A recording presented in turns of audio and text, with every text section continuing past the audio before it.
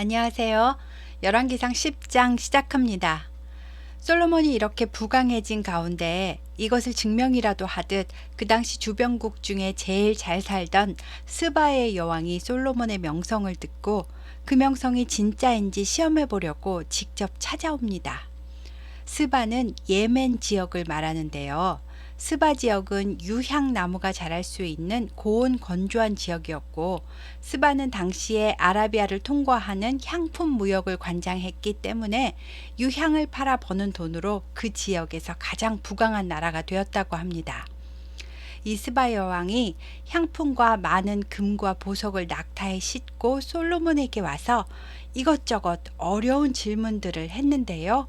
솔로몬이 대답하지 못한 것이 하나도 없었고, 스바 여왕은 솔로몬의 지혜에 감탄하고 건축한 왕궁의 화려함에 감탄하고 솔로몬 식탁의 음식들에 감탄하고 그들의 신하들의 좌석과 그 시종들이 시립한 것과 그들의 관복과 술관원들과 여호와의 성전에 올라가는 층계를 보고 크게 감동을 받았다고 합니다. 스바 여왕은 오 복되도다 당신의 사람들이여, 복되도다 당신의 신하들이여, 항상 당신 앞에 서서 당신의 지혜를 들을 수 있으니 얼마나 좋겠는가. 당신의 하나님 여호와를 송축할지로다. 여호와께서 당신을 기뻐하사 이스라엘 왕위로 올리셨고 여호와께서 영원히 이스라엘을 사랑하심으로 당신을 세워 왕으로 삼아 정의와 공의를 행하게 하셨도다 하면서 가지고 온 금 120달란트를 솔로몬에게 주고 심이 많은 향품과 보석을 솔로몬 왕에게 주었답니다. 솔로몬도 왕의 규례에 따라 스바 여왕에게 답례품을 주었고 스바 여왕은 자기네 나라로 돌아갔습니다. 그리고 또 오빌에서부터 금을 실어온 히람의 배들은 많은 백단목과 보석을 운반해 왔고요. 그 백단목으로 여호와의 성전과 왕궁의 난간을 만들었고 또 노래하는 자를 위하여 수금과 비파를 만들었는데 이 같은 백단목은 전에도 온 일이 없었고 오늘까지도 보지 못하였다고 합니다. 이 백단목은 정확히 어떤 나무인지는 확실히 모른다고 하고요. 백향목과는 조금 다른 나무인 것 같습니다. 솔로몬은 시간이 지날수록 백성에게 세금을 많이 걷었다고 하는데요. 세입금의 무게가 금 666달란트라고 하는데 숫자 6은 사람의 수, 세상의 수인데 666이라는 것은 세상 것으로 가득 찼다라는 의미로 해석할 수 있습니다. 솔로몬은 이 금으로 큰 방패 200개와 작은 방패 300개를 만들었는데 이것은 전투용이 아니고 행사용이고 과시용으로 만든 것입니다. 또 코끼리 상아로 큰 보좌를 만들었고 그걸 또 정금으로 입혔다는데요. 그 보좌는 6층 계단으로 만들어서 신하들이 높이 우러러보게 만들었고요. 양쪽 팔걸이 옆에 유다 지파와 동물의 왕을 상징하는 사자를 조각해서 양쪽으로 세워놓은 다음 6층 계단 좌우편으로 6마리, 6마리, 총 12마리의 사자를 세워놓았답니다. 6층에 6마리, 6마리니까 이것도 666이지요. 아주 세상 욕심으로 가득 차서 이생의 자랑을 최대치로 사치를 부리며 흥청망청했는데 이 돈은 백성들의 세금이었다 이 말입니다. 그렇다면 솔로몬의 듣는 마음의 지혜는 어디로 갔을까요? 세상 것을 쫓아가다 보면 이런 지혜와 영성은 사라지게 됩니다. 솔로몬이 어린 나이에 왕이 되었을 때는 여러 가지가 불안하고 하나님만 의지할 수밖에 없었겠지만 이제 성전도 왕궁도 다 건축하고 돈도 많고 모든 복을 다 가지고 누리는 삶을 살 때는 이 모든 것이 자기 힘이 뛰어나서 자기 능력과 지혜로 이 모든 것을 이룬 것 같은 착각에 빠지게 되는 겁니다. 솔로몬이 하나님이 주신 그 지혜로 백성이 잘 사는 정치를 하고 말씀 교육에 힘썼더라면 정말 좋았겠지만 솔로몬은 끝없는 소유욕과 과시욕으로 궁전을 치장하고 식기들을 다 금으로 하고 병거와 마병을 많이 두었답니다. 이러니 솔로몬의 마음이 하나님을 떠나고 세상의 숫자 666으로 자신의 표대가 바뀌게 되니까 옳고 그름을 분별하지 못하고 쾌락을 추구하게 되는 겁니다. 처음부터도 애국 공주와 결혼을 해서 부강한 나라임을 과시했던 솔로몬은 이 바로의 딸 외에도 모압과 암몬과 에돔과 시돈과 헷 여인들과 통혼을 하고 후궁이 700명, 첩을 300명이나 두었습니다. 하나님께서 분명히 신명기 율법에 이스라엘 백성은 이방 여인과 통혼하지 말라고 하셨었고, 특히 왕은 병거와 마병을 많이 두지 말고 아내를 많이 두어서 마음이 미혹되게 하지 말라고 하셨고, 자기를 위하여 은금을 많이 쌓아두지 말라고 하셨는데 솔로몬은 이 세 가지를 다 어겼고요. 왕위에 오른 자는 율법책의 등사본을 평생에 자기 옆에 두고 율법을 배워 지켜 행하라고 하셨는데 이것도 하지 않았습니다. 여러분, 하나님이 이스라엘을 하나님의 나라로, 하나님의 백성으로 구별하신 이유는 무엇인가요? 그 이유는 유일신인 하나님을 믿는 백성과 하나님이 다스리는 나라는 세상 나라와는 다른 나라, 다른 백성이 되어서 모든 이방 나라의 본이 되게 하려 하심이고요. 이 백성이 하나님만 경외하고 잘 사는 모습을 이방인에게 보여서 선한 영향력을 전하고 이방 나라도 전도해서 하나님의 백성이 되게 하려 하심이 그 이유입니다. 그런데 본이 되기는커녕 꿈에 하나님이 여러 번 나타나셔서 재차 경고를 하셨어도 그 반대길로 666 세상길로 갔으니까요. 하나님께서 얼마나 속상하셨을까 하는 생각이 듭니다.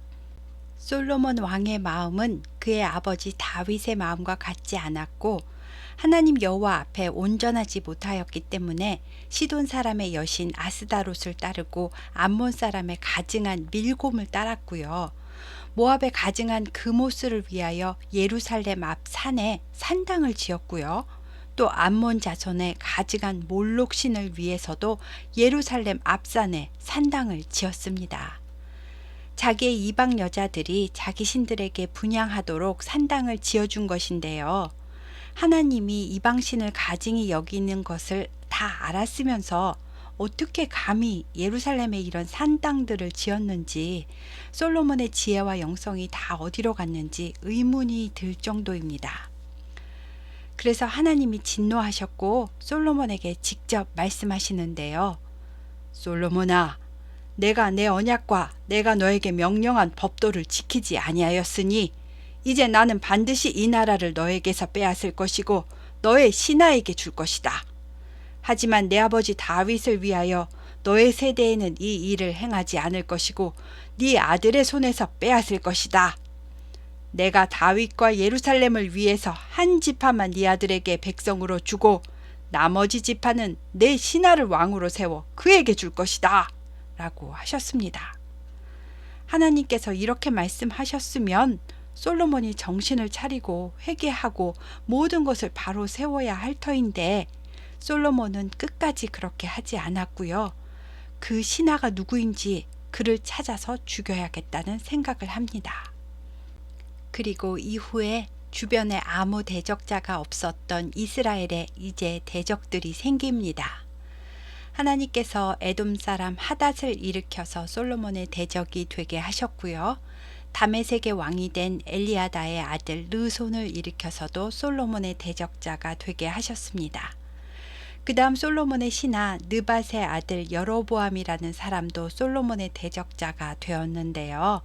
여로보암은 에브라임 족속 사람이었고요. 수루아라는 과부의 아들이었습니다. 여로보암은 솔로몬이 밀로를 건축하고 다윗성을 보수 공사할 때 여로보암이 아주 부지런한 용사인 것을 보고 솔로몬이 직접 요셉 족속의 일을 감독하도록 세운 솔로몬의 신하였습니다. 그런데 어느 날 여로보암이 예루살렘에서 나갈 때 새 의복을 입은 실로 사람 선지자 아히야를 만나게 되는데요. 이 두 사람은 들로 나가게 되었습니다. 아히야가 갑자기 자기가 입고 있던 새 옷을 벗어서 12조각으로 찢는 겁니다. 그러더니 10조각을 여로보암에게 주면서 너는 이 10조각을 가져라. 하나님께서 이스라엘을 찢어서 10지파를 너에게 주고 솔로몬에게는 한 지파만 줄 것이다.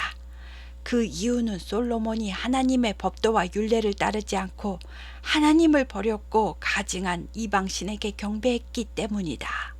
그런즉 너는 10지파의 왕이 될 터인데 내가 만일 여호와께서 명령한 모든 일에 순종하고 하나님 눈앞에 합당한 일을 한다면 하나님께서 다윗에게 하신 것 같이 너와도 함께 해주시고 내 왕위를 견고하게 해주신다고 말씀하셨다 라고 말을 해주었습니다. 여로보암에게 10지파를 주었으면 나머지는 2지파인데요. 베냐민 지파는 궁전이 있는 예루살렘 땅 바로 위에 붙어 있으니까 사울 집안과 함께 유다 지파에 흡수되어서 이제는 하나로 표현한 것 같습니다. 아히야의 이 말을 솔로몬이 전해 들었고 솔로몬이 여로보암을 죽이려고 찾으니까 여로보암은 얼른 일어나서 애굽으로 도망을 갔습니다. 그리고 솔로몬이 죽을 때까지 애굽에서 때를 기다립니다. 솔로몬은 20살 정도의 왕이 되었고 40년을 통치하면서 평생 동안 건축에만 매진하다가 60대 초반에 죽게 됩니다. 인생이 참 허무하지요. 황금에 둘러싸인들 1000명의 여자에게 둘러싸여서 잠자리를 한들 그냥 몇십 년 동안 그렇게 살다가 가는 것입니다. 결국 솔로몬도 전도서 1장부터 헛되고 헛되니 모든 것이 헛되도다 라는 말을 입술로 고백하게 됩니다. 솔로몬은 이제 죽어서 다윗성에 장사되었고요. 솔로몬의 아들 르호보암이 왕의 자리에 앉았습니다. 솔로몬이 여자가 많았던 만큼 자식들도 엄청 많았을 것 같지요. 하지만 솔로몬의 자녀는 딱 한 명, 르호보암 뿐이었고요. 게다가 엄마는 몰록신을 섬기는 암몬 여자 나아마였습니다. 르호보암의 이름의 뜻은 백성이 창대하기를 원한다 이고요. 르호보암이 41세의 왕이 되었다고 하니까요. 솔로몬이 왕이 되자마자 르호보암을 낳았어야 연도가 맞게 됩니다. 그렇다면 성전 건축 전부터 애굽 공주 외에 암몬 여자와도 혼인한 상태였을 수 있습니다. 르호보암이 왕이 되어서 예루살렘에서 북쪽으로 약 58km가 떨어진 세겜으로 갔다는데요. 이 세겜은 에브라임 지파에 속한 지역이면서 정치적 중심지의 역할을 했던 장소였다고 합니다. 그동안 아버지 솔로몬이 건축을 한다고 백성들을 계속 몇십 년 동안 역군으로 데려다 일을 시키고 세금을 과하게 징수하고 해서 이스라엘 백성들의 삶은 많이 공고해졌습니다. 이스라엘의 장로들은 애굽에 있는 여로보암을 불렀고 여로보암을 앞세워 르호보암에게 나아가서 이야기를 합니다. 왕이여, 당신의 아버지는 우리를 혹사시키고 세금을 많이 징수해서 우리의 삶이 너무나 힘들었습니다. 이제 새 왕께서는 고역과 우리에게 매우 무거운 멍에를 가볍게 해 주십시오. 그리하시면 우리가 왕을 잘 섬기겠나이다 하고 말했습니다. 르호보암은 갔다가 3일 후에 다시 오면 그때 답을 드리겠소 라고 말하고 자기 아버지 솔로몬의 자문관으로 일하던 노인들에게 어떻게 하면 좋겠냐고 물었습니다. 노인들은 왕께서 겸손한 마음으로 백성을 다스리고 좋은 말로 대답하여 백성들의 요구를 들어주신다면 백성들도 왕을 충성스럽게 섬길 것입니다 라고 조언해 주었습니다. 그런데 르호보암은 그 조언이 마음에 들지 않았는지 어릴 때부터 자기와 함께 자랐던 동년배 신복들에게도 똑같은 질문을 했습니다. 그러자 젊은 신복들이 나의 새끼손가락이 내 아버지의 허리보다 굵으니 나의 아버지께서 너희에게 무거운 멍에를 매게 하였으나 이제 나는 너희의 멍에를 더욱 무겁게 할 것이다.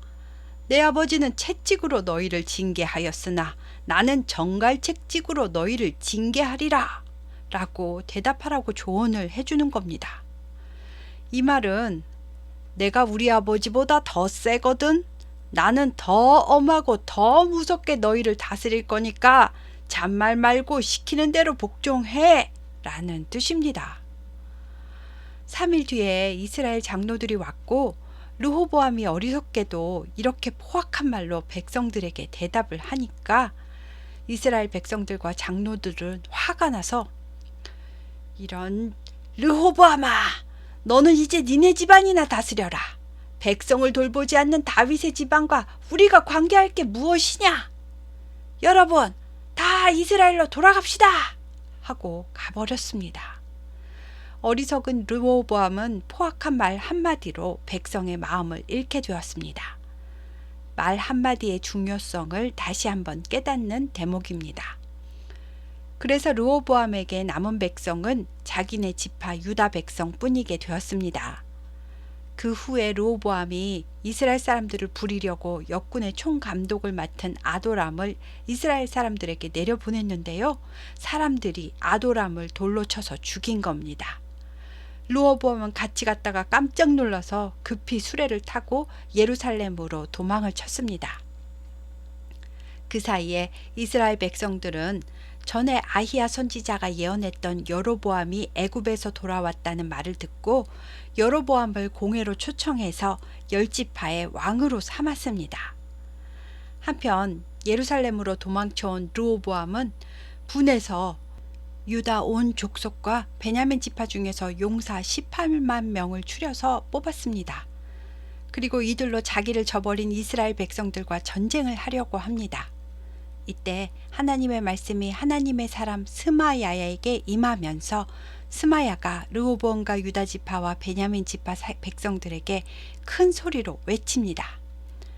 하나님께서 우리 형제 간의 전쟁은 하지 말라고 하십니다. 이 모든 일은 하나님의 뜻이라고 하셨습니다. 그러니 모두 집으로 돌아가십시오. 하고 외쳤고 다들 그 말씀을 따라 집으로 그냥 돌아갔답니다. 그래서 이때부터 이스라엘은 북이스라엘과 남유다로 나라가 찢어지게 되고요. 여로보암은 에브라임 산지에서 세겜을 수도로 삼고 세겜 성을 건축하고 거기 살면서 또 나아가서 브누엘 성을 건축했다고 합니다. 브누엘은 야곱이 야복 강가에서 천사와 씨름했던 곳인 브니엘의 또 다른 이름이라고 합니다. 그런데요, 여로보암의 마음에 나중에라도 백성들이 제사를 드리러 예루살렘 성전에 갔다가 다시 르호보암을 왕으로 섬기겠다고 하면 어떡하지? 하는 두려움이 생겼습니다. 그래서 자기 보좌관들과 의논한 끝에 예루살렘 성전으로 못 가게 여기서 예배를 드리게 하자고 계획을 하고 금송아지 2개를 만들어서 하나는 베델에 두고 하나는 단에 두었습니다. 여로보암이 애굽에서 살다 와서 그런지 애굽의 황소신인 아피스의 형상을 만든 것 같습니다.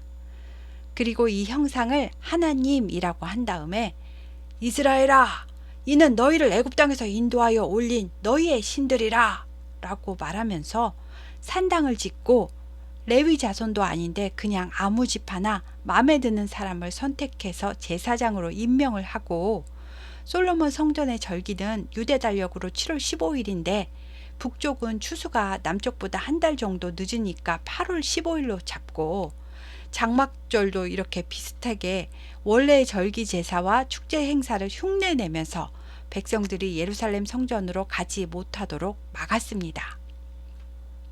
나름대로 하나님한테 예배하는 거는 맞는데 율법에서 벗어나서 자기 맘대로 형식을 짜집기 해서 만드는 겁니다.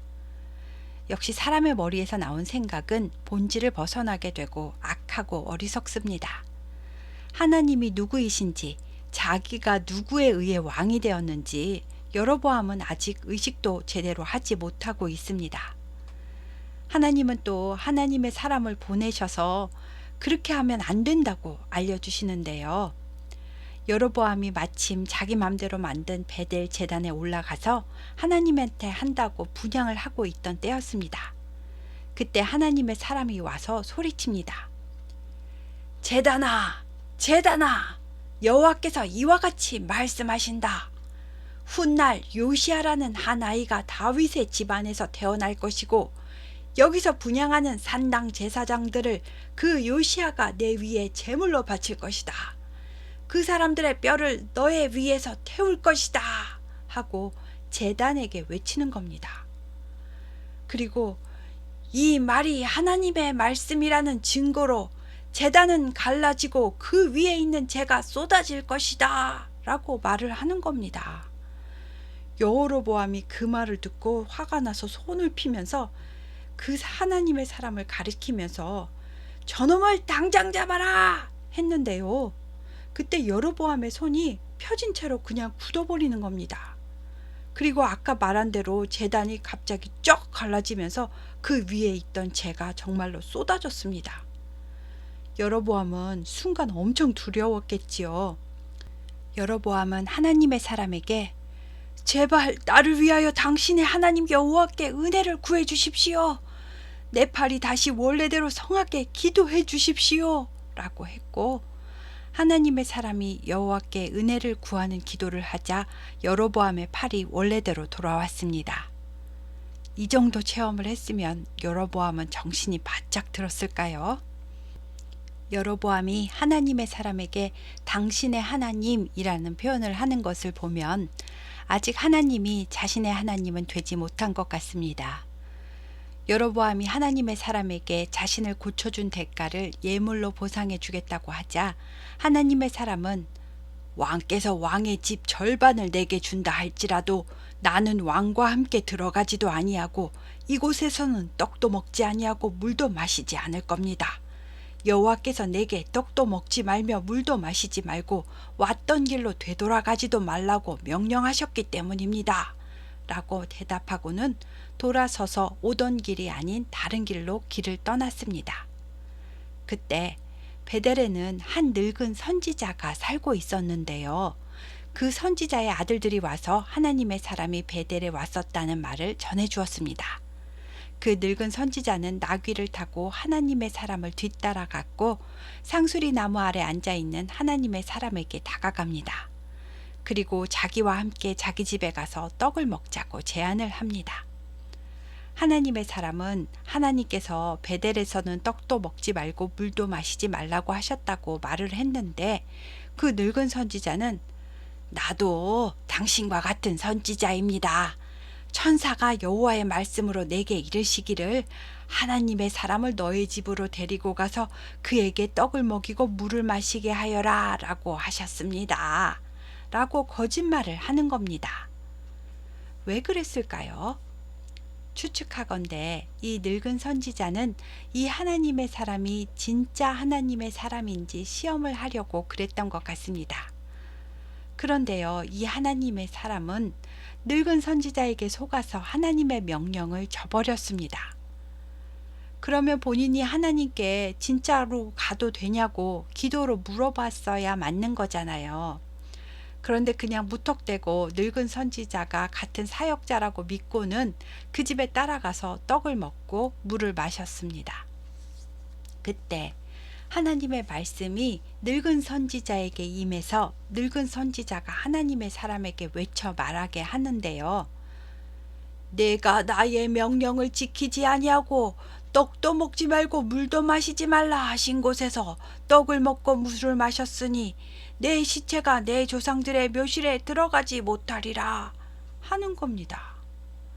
아니, 하나님께서 처음부터 이런 일이 생기지 않도록 가지 말라고 막아주시면 되는데 네가 속아서 네가 명령을 어겼으니까 이제 너는 죽을 거다 라는 말씀을 하시는 것이 이해가 되시나요? 왜 이렇게 하실까요? 이것은 내가 하나님의 분명한 말씀을 이미 받았는데 하나님의 다른 말씀을 받았다고 주장하는 어떤 사람을 만났을 때 그러면 나는 어떻게 분별하고 어떻게 행동해야 되는지 그 위험성을 알려주시기 위함으로 이해되고요. 바로 앞의 이야기가 여로보암이 비슷하게 제단을 만들어 놓고 절기도 짝퉁으로 만들어 놓고 했어도 백성들이 분별하지 못하고 따라가다가 결국 다 같이 망하게 되는 것처럼 하나님의 사람도 같은 사역자라는 사람의 말에 분별하지 못하고 속으면 망하게 된다. 즉 믿음의 결과는 100% 나의 책임이다 라는 것을 말씀해 주신다고 생각이 됩니다. 이와 같이 하나님께서 바른 복음인 성경 말씀을 주셨는데 그럴듯한 다른 복음에 속아서 믿고 따라간다면 멸망길로 가게 되는 거니까 조심하시기 바랍니다. 하나님의 사람은 다시 길을 떠났고요. 가는 길에 사자를 만나게 되고 사자는 하나님의 사람을 물어 죽입니다. 사자는 나귀도 죽이지 않고 자기가 죽인 하나님의 사람 곁에 서 있으면서 이 일이 하나님의 심판으로 생겨난 일임을 증명합니다. 지나가는 사람이 이것을 보고 늙은 선지자에게 가서 알렸고 늙은 선지자는 자기의 거짓말로 죽게 된 하나님의 사람에 대해 매우 통곡하면서 하나님의 베델 제단에 대한 준엄한 심판의 메시지가 진짜로 실현될 거구나 하면서 매우 슬퍼합니다. 그리고 죽은 하나님의 사람을 나귀에 싣고 자기 성읍에 가져와서 슬피 울며 장사를 하고 자기 묘실에 두고 자기 아들들에게 내가 죽거든 하나님의 사람을 장사한 묘실에 나를 장사하고 내 뼈를 그의 뼈 곁에 두어라 라고 말하면서 하나님께서 이 하나님의 사람을 통하여 하신 그 말씀, 즉 사마리아 성읍에 있는 모든 산당을 향하여 외쳐 말한 내용은 반드시 성취가 될 것이다 라고 말했답니다.